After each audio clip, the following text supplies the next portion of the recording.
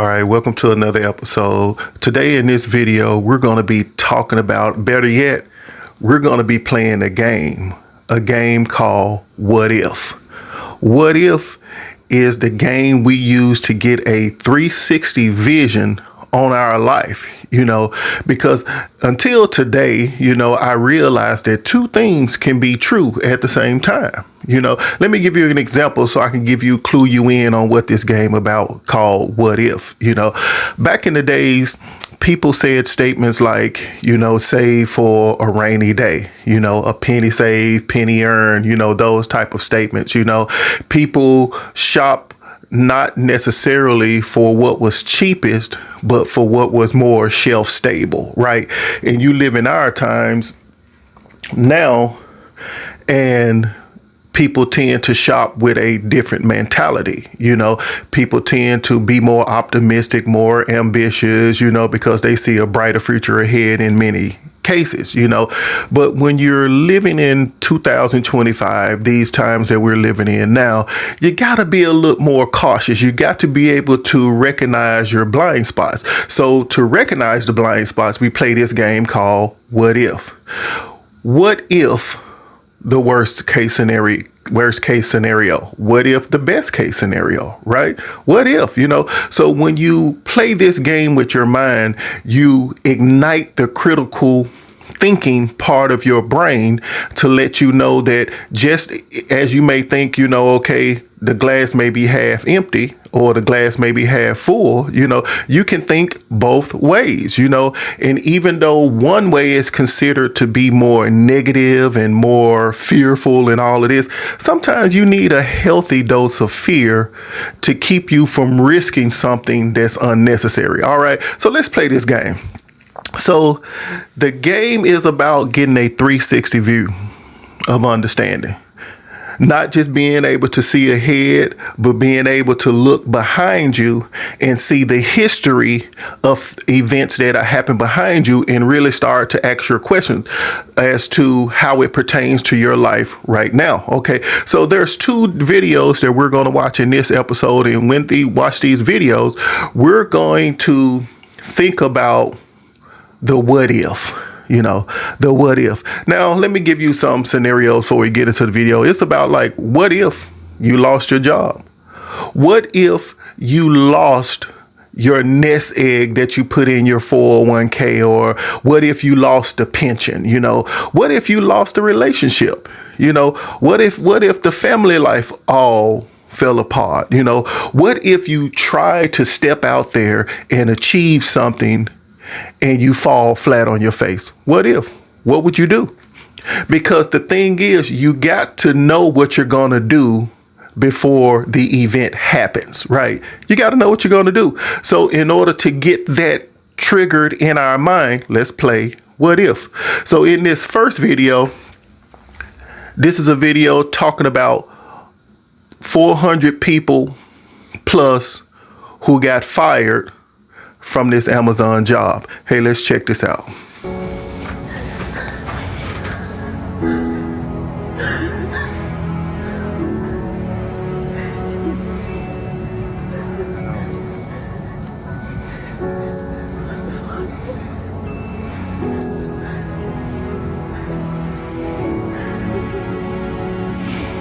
Now look, AI is coming. It's here.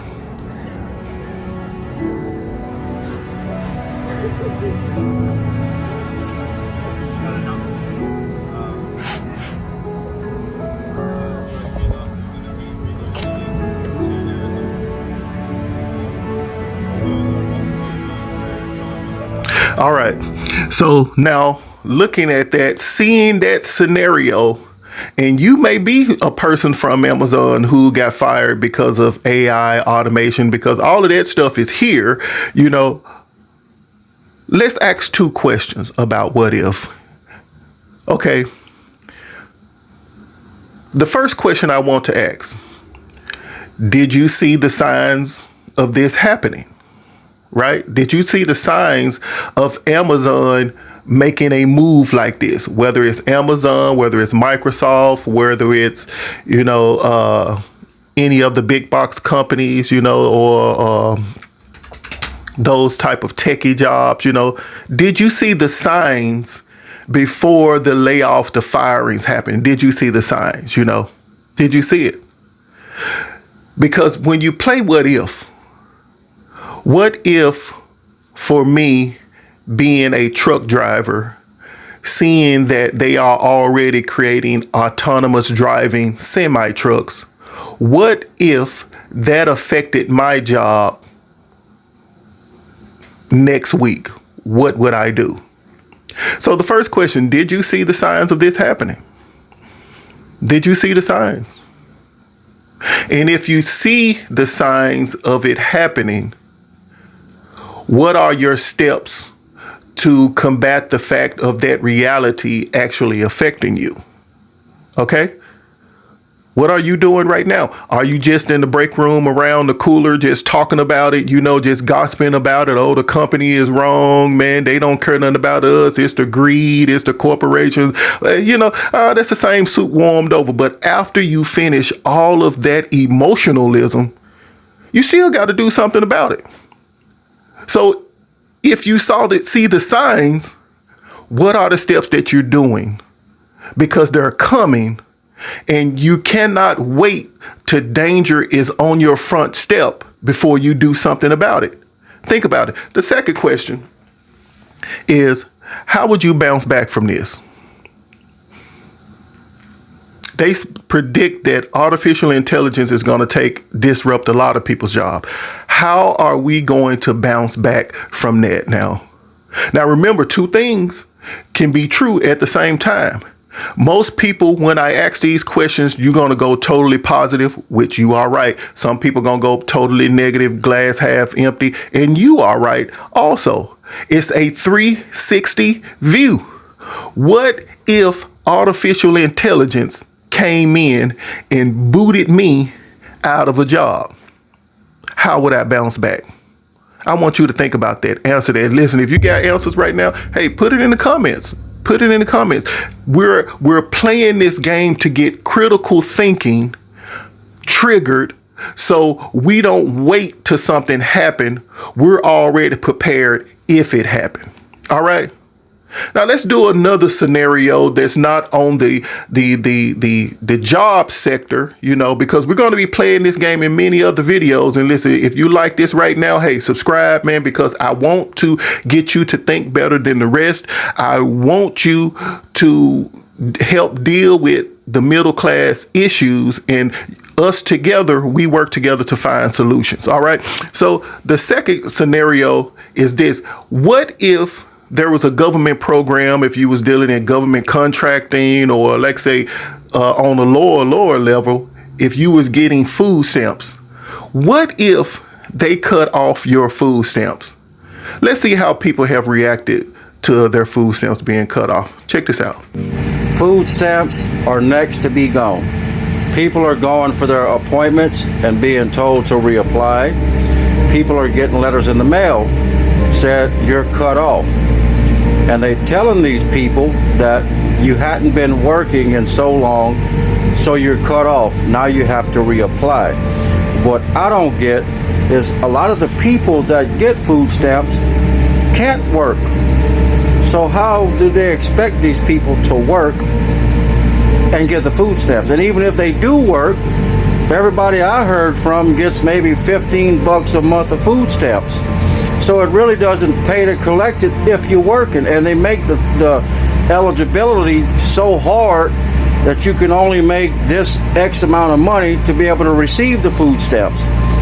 Okay, so it's obvious that there is no surprise that one day you can plan your life in a certain path, and one day it can totally be cut off with some type of thing, And when it comes to the EBT, the food stamps, that kind of thing, people have been living on it for generations. They have made a plan that, man, we're going to work this plan, But here's the question. Same question. Did you see the signs of them cutting off EBT at any point in your life? Did you see the signs?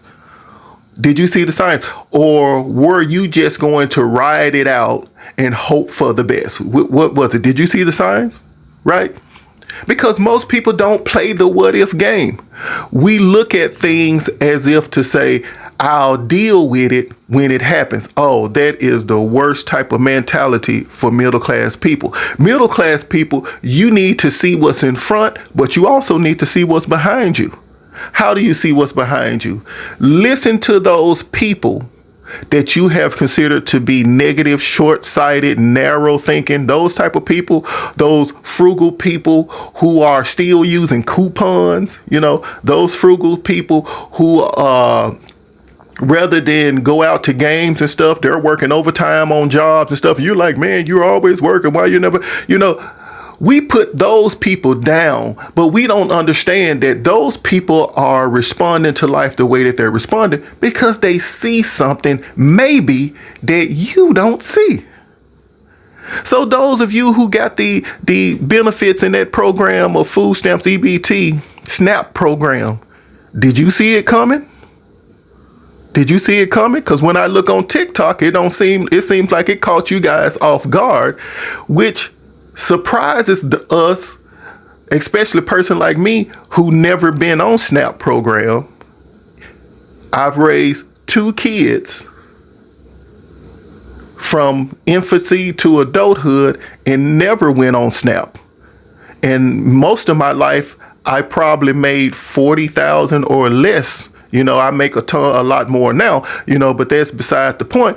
But I was struggling the whole time. And I never chose to go that way simply because I saw people who went that way on how it crippled them in certain instances. Because whenever somebody gives you that type of handout without any repercussions per se, it's easy to get stuck in that particular rut. Okay, let's take the same question number 2. Those of you out there who got your SNAP benefits cut, how are you going to bounce back? You got a number of kids. You haven't been working. You don't have the income. There's probably many other factors that's negative that's going to be a reality for you. How are you going to bounce back? Again, once we get past the cooler talk, all of this emotionalism on how it's unfair, I get it. It's totally unfair. I mean, I get what you're saying. I'm not here to judge you, but you're going to have to deal with the reality of when it starts to affect your livelihood in a very prominent way. How are you going to bounce back? Have you thought about that? How are you going to bounce back? How are you going to bounce back? And what we need to take from these 2 scenarios, those of you who got jobs and you still have your job and you still have your lifestyle, the what if game is helping you to think, if it can happen to Amazon people, it can happen to me.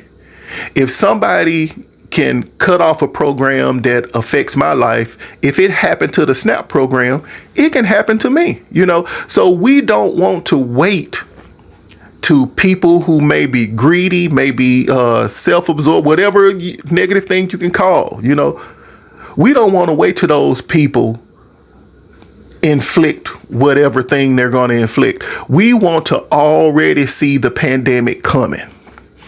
And if you want to see the pandemic coming, you got to say, what if?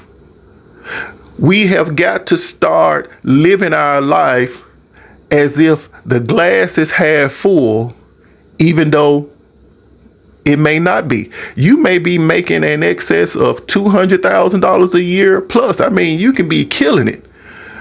But never think that you can't come from a high place and be knocked down to a low place. Never think that. Always be prepared as to say, what if? Right?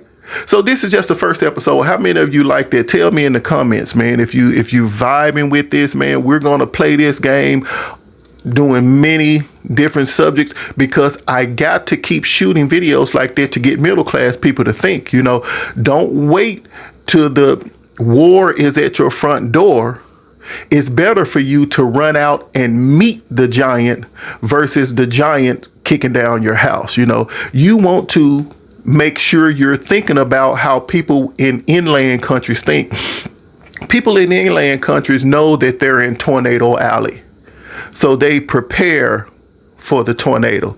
They know what they're going to do if the tornado hits their area, if their house is knocked down, if they got to do that. Many of them already kind of have some type of mental plan or even a written plan on what to do.